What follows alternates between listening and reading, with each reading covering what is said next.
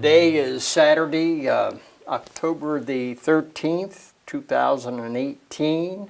I am currently at the Carroll Media Center in Westminster, Maryland. I am Gary Livingood. I'm about to interview Tom Woerner, excuse me, specifically in relation to his military service. Tom, when were you in the military? 1965 to the end of 68. Okay, and what branch? United States Army. And what was your rank at that time when you got out? E5, Sergeant E5. So, where were you stationed at that point? Well, when I first went in, I was stationed in Boston Army Base, which was a rather unique base. And I went in, and what my MOS, military occupation specialty, was supposed to be means nothing, because there I became a corpsman, because I was with the Navy, even though I was a medic. Mm-hmm. And then somehow or another I ended up in the Adjutant General's Corps. And while I was stationed there, I had an unfortunate accident, even though it was military, and spent 22 days in Chelsea Naval Hospital, where they had essentially replaced my face, was ripped off, and I had a brain concussion, very severe. So 22 days after that, I was back on duty again. And they said, we're going to get you ready for a little jungle training. And I said, oh, that sounds like a place I don't want to go. So and it was crazy because the jungle training was only like a day. And good part was we got to shoot watermelons. And where was this? I was up in Fort Devens, Massachusetts, was where we went for the one-day training. 1 day. Okay. Yeah, and then it was on an airplane, and you're heading to Vietnam. And we landed and got off the plane, went to where you check in or wherever you want to call it.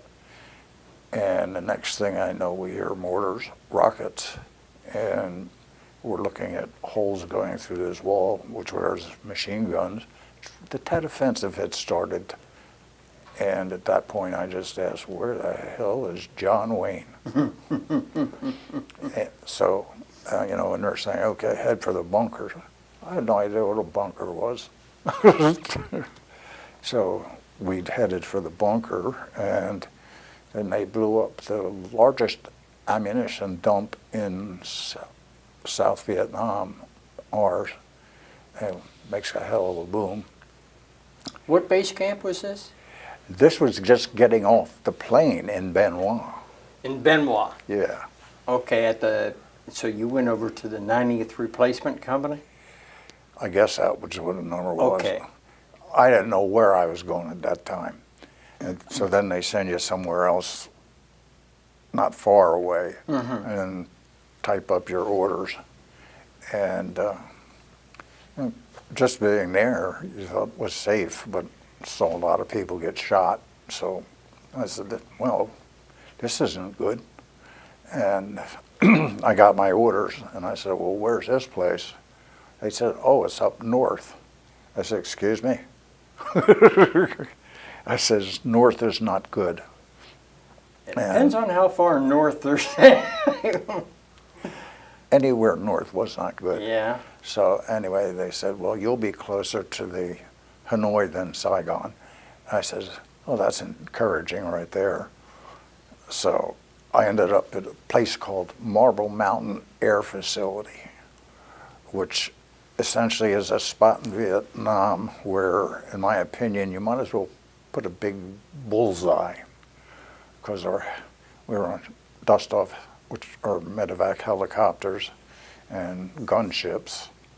And I thought, they don't like these things. this is a target. So we had the Green Berets, Marines, and Army up there. This So- is an I Corps? Yes, First Okay. Corps, yeah, I Corps, Okay. yeah. And I used to have a picture of the mountain, but I just gave it, I don't know, I gave some kid, he wanted it a long time ago. So I said, here it is. So, but we found out later there was a whole North Vietnamese regular army detachment in the mountain. So it's sort of like they didn't bother us, we didn't bother them. But you were a corpsman during this Yeah, period yeah, of time? yeah. Okay. And your experiences as a corpsman, what comes back to you? Actually, I didn't bring it. I have a boot, just one boot. Mm-hmm. And a fellow was due to go home, and that evening he took a direct hit from a 122 millimeter rocket, and that was the only part of him we found. Ah. So, you know, I mean, his foot's not in it or anyway, but I just have always kept the boot because that's all we had to send back to his family. And I thought, here's a guy who was going to leave tomorrow. And he is, but it's not going to be the way he wanted to live, Right. you know. And how long? What unit were you with there? You recall? 286 combat aviation. Okay. And how long were you there?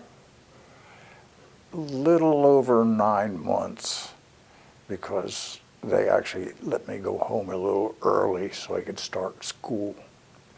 And that in and itself was sort of nuts because the school had sent me some stuff of books I had to get out of the library. And I thought, well, this is going to be convenient here. So I had somebody go to the library.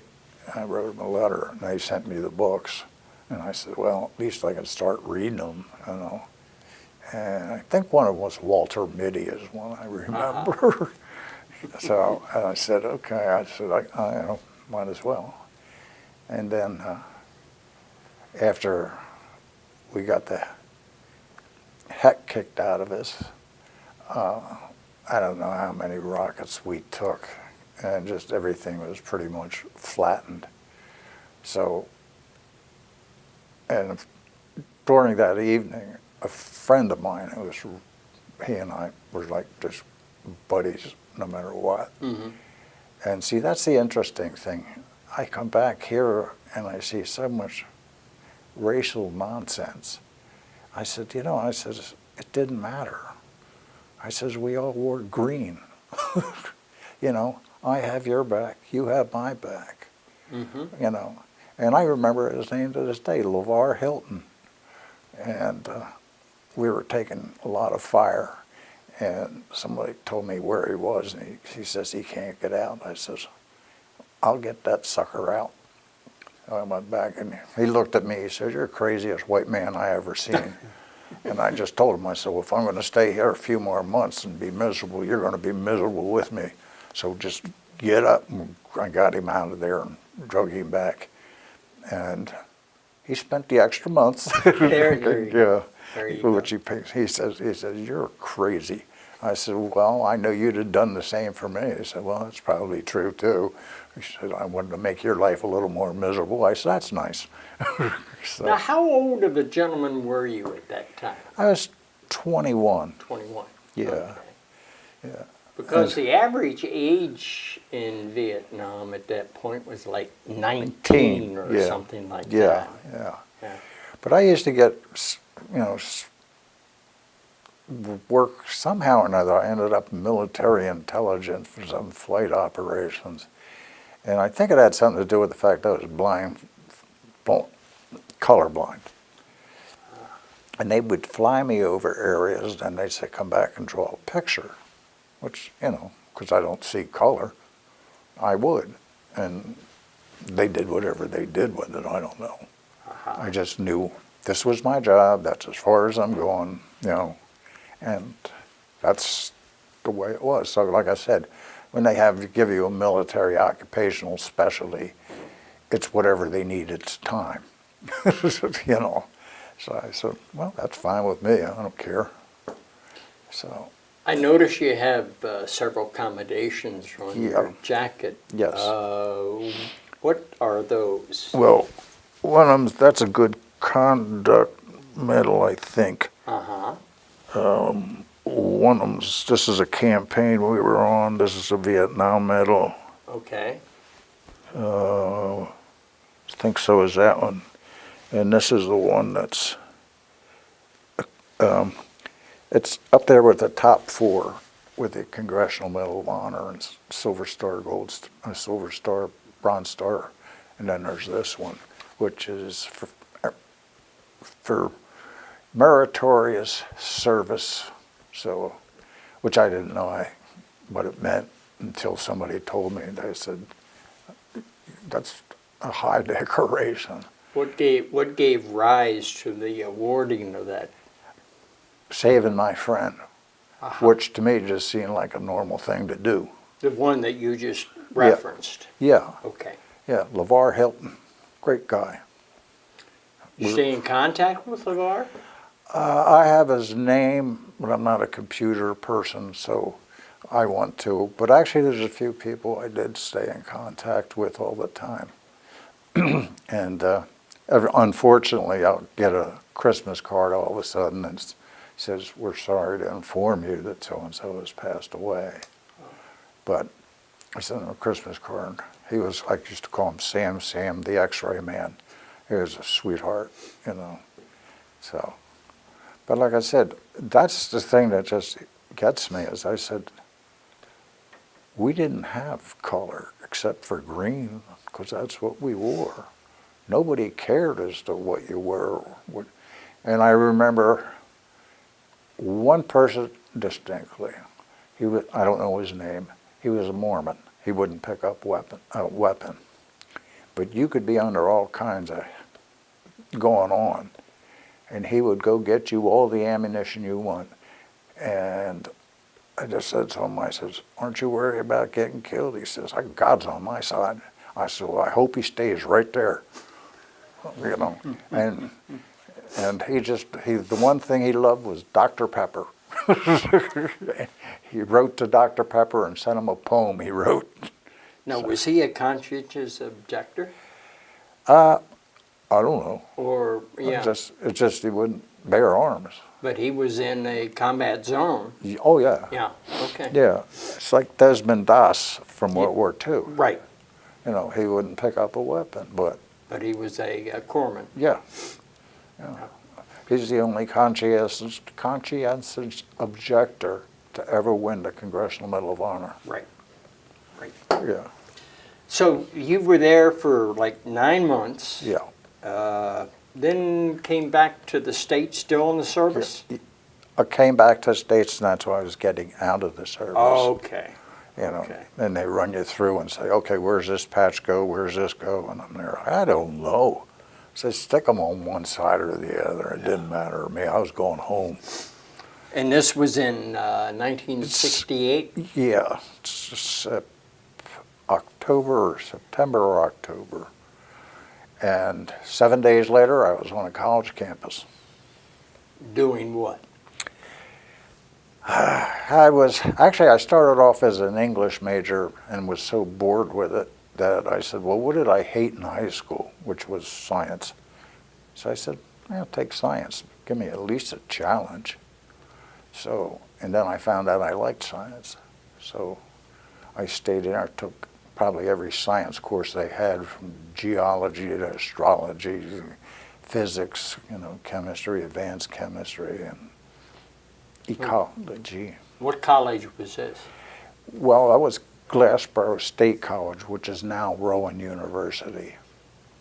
So, but actually in the military, they started me, the military sent me to Harvard. Really? Yeah. And I thought, this is strange.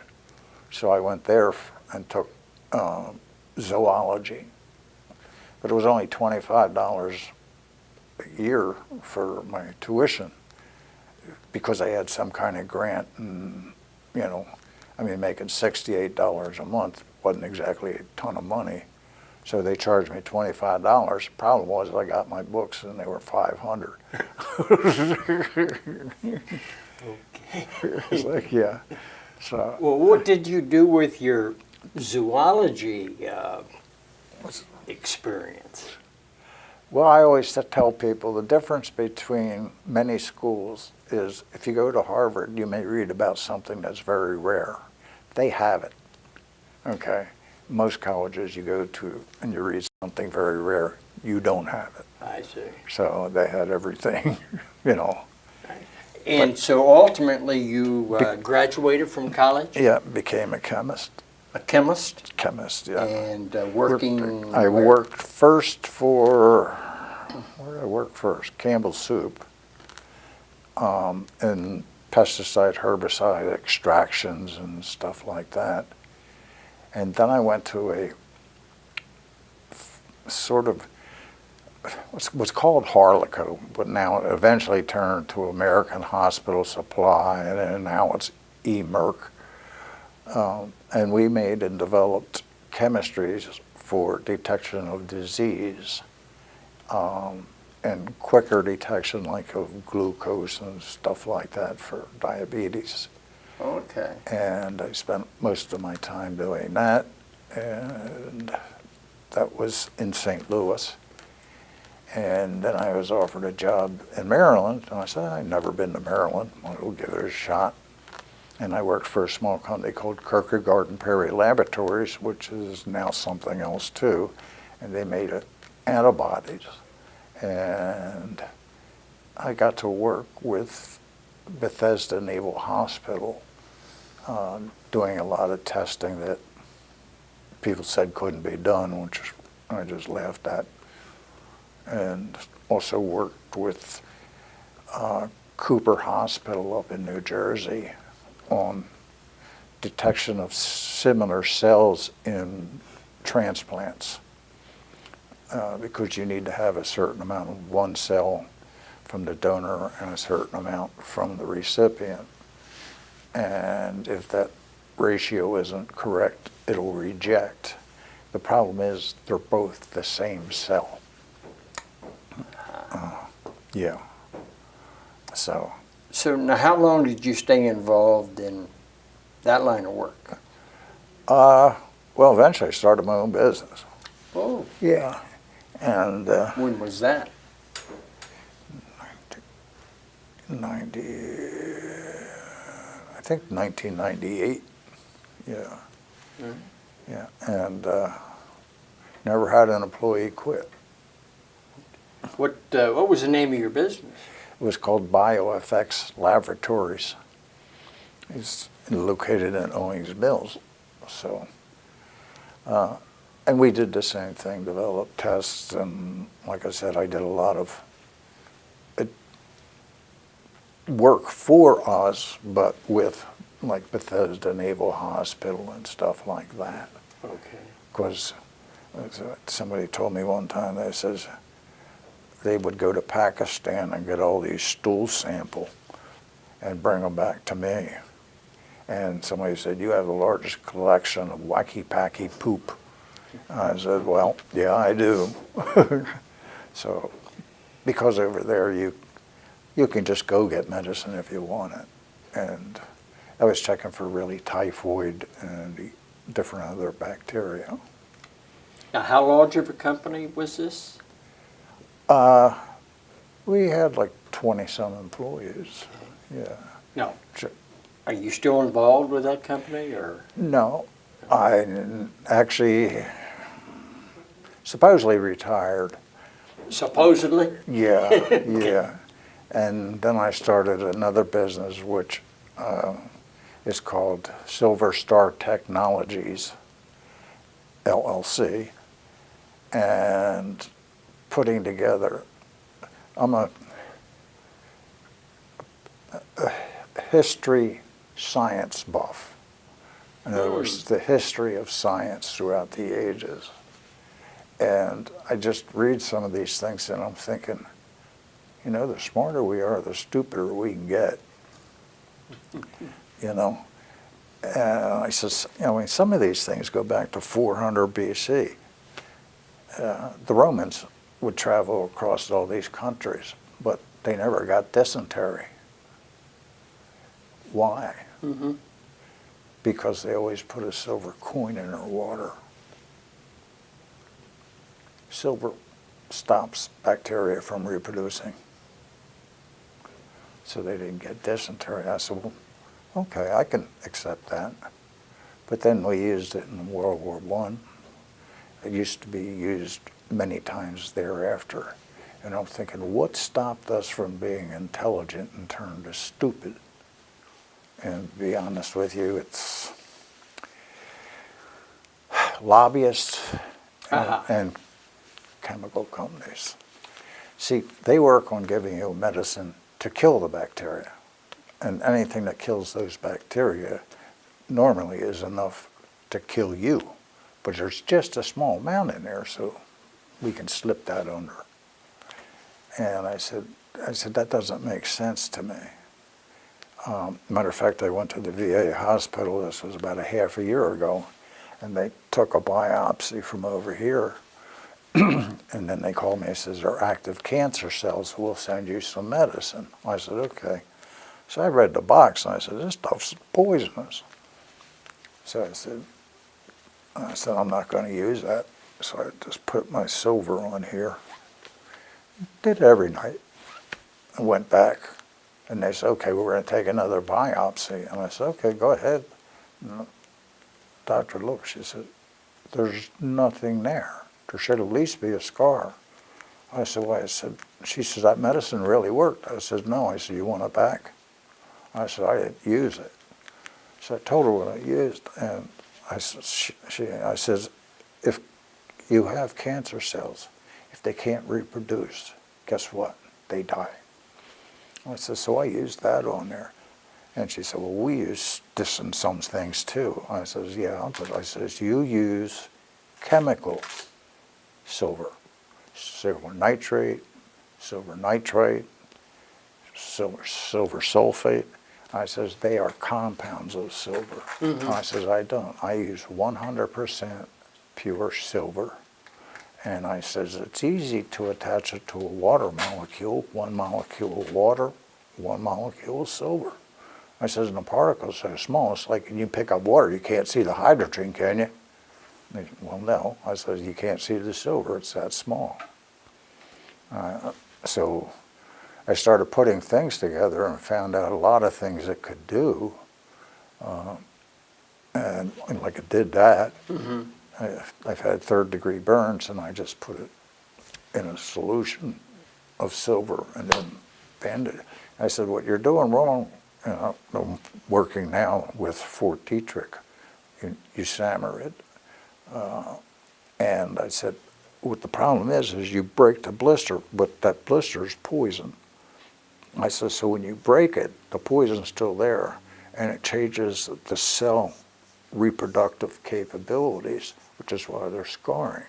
I says, if you just wrap it with this and silver, and you'll find it in a lot of burn cream silver. Mm-hmm.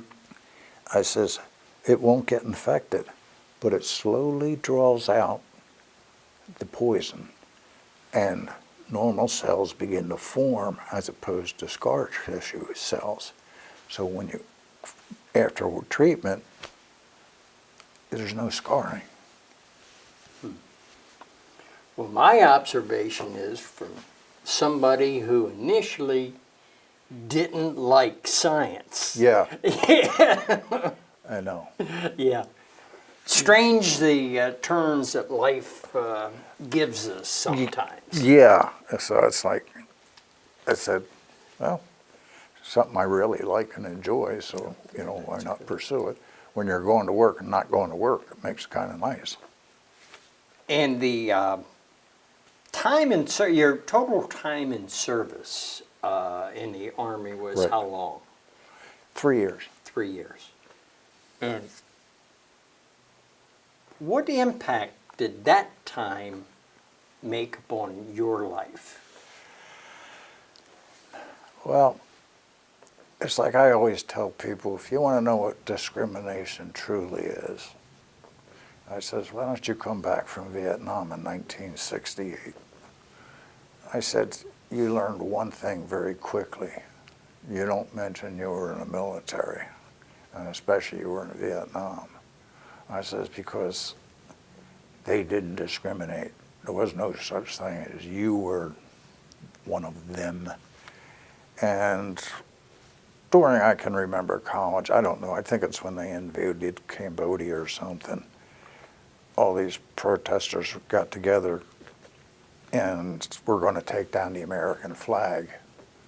And that's when I found out there were actually 11 veterans on campus who never said, we didn't know it, we didn't know it, we wouldn't say anything.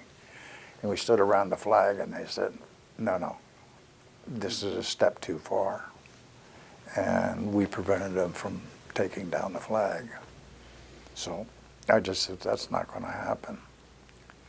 But, you know, it was just, you didn't talk about it. You were totally disrespected in every way you can think of. And, you know, I just, well, this is the way life is. I said, I'll get through it, you know. And it's funny because I look back at my grandfather, fathers, and uncles, and I was brought up where you didn't take money from the government because then you were on the dole. Mm-hmm. And I said, so I never did until just recently they said file for disability. And then they actually found out they might have to pay me back from 1971. I said, but I got on with my life. Yeah. I says, you know, life has ups, downs, and turns, and, you know. So I said, look, if you're happy with yourself, that's a step in the right direction. And, you know, I'm content. And it sounds like you've had a very contented life. Yes. Well, with the types of things that we talked about, what haven't we talked about? Is there anything that you would like to address that we haven't brought up? I think with civility, you know, my dad and parents taught me that you always respect your elders. And if you didn't, I want to tell you, Dad let you know it, you'd feel it on your behind, okay? And you always respected women. I don't care, there's no excuse. It's just, this is the way it is. And that's the way I was brought up. You know, like we used to have donut dollies over there, is what we call them. It wasn't a derogatory term. Probably today it would be, because we're politically nuts. And I said, but I says, we looked forward to being able to go find donuts because we knew we could get a hamburger or even a real donut, you know. So it was those little things that mattered. And, you know, I think we're just getting too PC, you know. Because like I said, when Hilton looked up at me during that battle and said, you're the craziest white man I've ever seen. And I just looked at him and I said, you just do me one favor. He said, what's that? I said, don't smile, because them white teeth will stand out like a bullseye in the dark. You know? And we joked about stuff like that. You know, there was none of it that was meant to be harmful, you know. And it's like, I have a T-shirt that says, we stand for the flag, we kneel for our fallen, we were soldiers. You know, because like when people ever bring, I said, I had an Indian was with us, an Indian named Benny. That makes no sense to me, but and he could sleep on the ground, but if you tried to put him on above the ground, he'd fall over out of bed. He couldn't sleep. He could not sleep in a bed. And I said, you know, you'd hear thump. There's Benny. So, you know, and his family would send him this stuff in corn husk. I don't know what it was. some kind of Indian food, I guess. It was the hottest stuff in the world. Jesus, I took them as it. And I guess some guy would get a salami and all this other stuff. You know, we'd be in hog heaven with the salami. You know. And actually, I had a little sub place in New Jersey. They used to make me subs special and deep freeze them and then put them in dry ice and ship them over to me. Really? Yeah. I says, it's sub day, you know. They weren't often. Actually, I got a chocolate cake from somebody, and it was still very fresh. You know, they could get it to you, you know, depending on circumstances. So, you know, it was just... Well, and it's sounding like you're staying active. Did I hear you say that you're still working with a Fort Detrick group? Or? Yeah. I make the stuff myself. I know how to do it. I says, all you have to do is take some of the common sense Nikola Tesla theories, put them together, and I says, this is how this works. You're just changing the location of the hydrogen on the water, which means there's a big negative spot there to attach something positive, which silver's positive. So I said, this just makes all the sense. Gave it to a friend of mine. He went to the doctor, came back and said he's got ulcers. I said, take a teaspoon at night, a teaspoon in the morning. Went back to the doctor, he says, I don't have ulcers. I said, no, you had a bacterial infection. I says, by the way, I says, Lyme's disease, I says, if you think about it as it goes on, the Lyme's disease will act just like syphilis over time. I says, and if you look at it under a microscope, they're identical. I says, the DNA is different. And I says, I can tell you where that came from. It came from Plum Island in New York.